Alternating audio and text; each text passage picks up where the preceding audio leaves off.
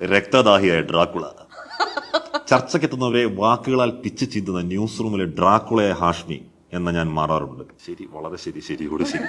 അങ്ങനെ ഞാൻ ആവാറുണ്ടോ? ശരി.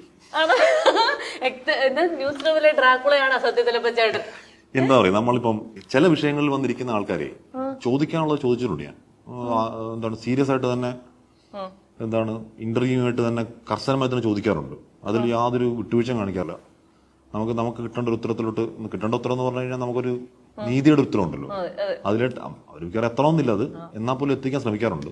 പക്ഷെ ഞാൻ പൊതുവെ ഒരു നെഗറ്റീവ് പറയട്ടെ, ചർച്ചകളൊന്നും നമ്മൾ ഒരിക്കലും കൺക്ലൂഡ് ചെയ്യാറില്ല എന്ന് എനിക്ക് എപ്പോഴും തോന്നാറുണ്ട്. കാരണം ഒന്നിലും ഒരു ആൻസർ ഇല്ലാതെ ഇങ്ങനെ കുറെ പേര് അവരുടെ അഭിപ്രായങ്ങൾ പറഞ്ഞ് എഴുന്നേറ്റ് പോകുന്ന ഒരു അവസ്ഥയായിട്ട് മാറാറുണ്ട്. ശരിയാണ്.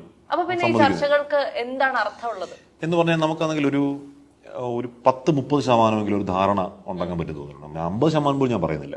ഈ പറഞ്ഞ ഉള്ള സത്യമാണ്. ഇപ്പൊ ചില വിഷയങ്ങളൊക്കെ ഇപ്പൊ നമ്മൾ ദിലീപ് സമയത്തെ ചർച്ചകളിൽ അങ്ങനെ ഒരു കൺക്ലൂഷൻ എത്താറില്ല. എന്നാൽ 10-ൽ ഒരു 3-4 ചർച്ചകളെങ്കിലും നമുക്ക് ഭയങ്കര പ്രൊഡക്റ്റീവ് ഒരു സാധനം കൊടുക്കാൻ പറ്റി തോന്നിയിട്ടുണ്ട്. നമ്മുടെ ചർച്ചകൾ കൊണ്ട് ഒരു ഇമ്പാക്ട് ഉണ്ടാക്കിയ ഒരു കാര്യം അല്ലെങ്കിൽ ഒരു റിസൾട്ട് ഉണ്ടാക്കിയ ഒരു കാര്യം എന്നുള്ള ഒരു ചർച്ച ഓർമ്മയിലുണ്ടോ? ഓർമ്മയിൽ എടുത്തു പറയാൻ ഏതെന്ന് ചോദിച്ചാൽ, പക്ഷെ ഇപ്പൊ ഞാൻ പറയട്ടെ, വിലവർധന.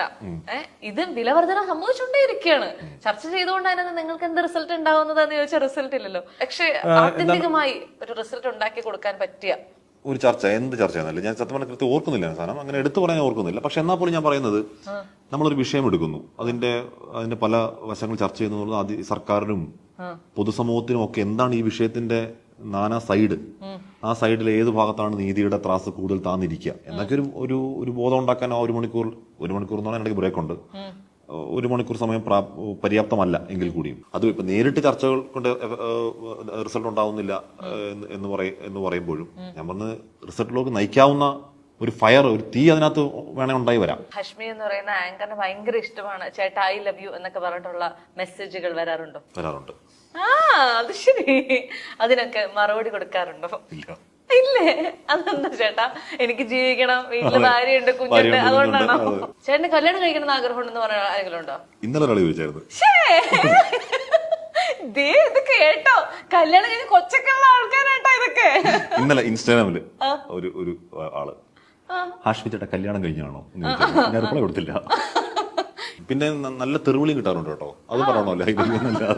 അതിനൊക്കെ മറുപടി എന്തെങ്കിലും മറുപടി കൊടുത്തിട്ടുണ്ടോ?